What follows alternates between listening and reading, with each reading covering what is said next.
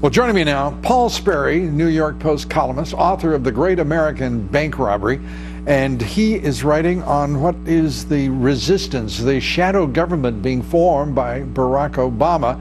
And first, Paul, thank you very much, and my congratulations on outstanding reporting.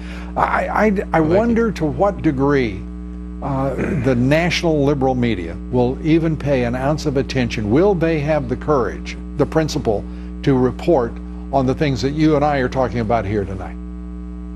Well, of course not. I mean, you got a Obama-friendly media, and they're going to try and cover this up and keep it on the QT as long as they can, so that Obama can get this, like I was calling it in the column, a shadow government, build this up. I don't think Republicans know what they're up against here. He's quietly building this shadow opposition government to sabotage Trump and Republicans as well in their policies, while at the same time saving his own legacy. And he's doing all this through a radical Alinsky group that he founded called Organizing for Action, OFA. Right. And they've got an army of agitators, and they are going to, they're fanning out. They're going to hit Republicans even harder next week when they go home for recess back to their home districts. Right.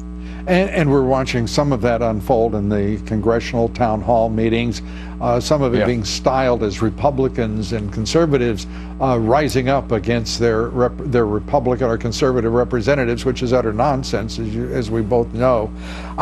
How serious do you believe this is? We're talking about, as you suggest in the column, something north of 30,000 people in OFA, and you know, they didn't even tip their hat. It could have been Organizing for America, but it had to be for action.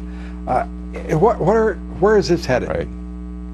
Well, they took it out of the Obama campaign in 2012. It was part of that campaign, and they turned it into a 501c4 so they don't have to show their donors. And what they're doing, so basically starts at a training center, and they put these aren't like the rabble from Occupy Wall Street or even Black Lives Matter. These are professionally trained agitators. They're schooled in Alinsky's rules for radicals tactics at a program that lasts 6 weeks, and that's about 32,000 who've gone through that, over 32,000. They've got another 25,000 who are under training now, and they've got another big training summit coming up in March. And we haven't seen the worst of these protests. These are really going to hit hard. But Obama's the guy who's behind all this. He's the mastermind. If you look at his website, down in the little print, his new website, post-presidency, little agate type down there, 2 organizations listed. One is, I don't know if you can see this, OFA, Organizing for Action. The other is the Obama Foundation. And eventually, he wants to merge them.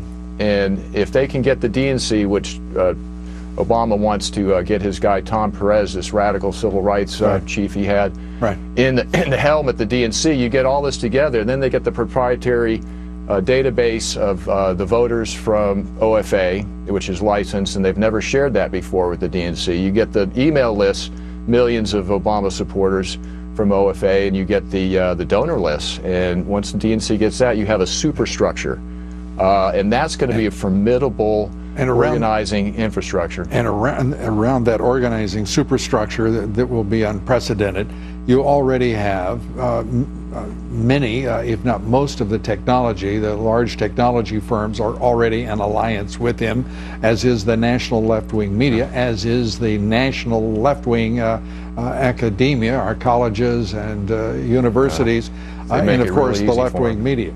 So it is an extraordinary development, and they mean business when it comes to obstructing and bringing down this administration.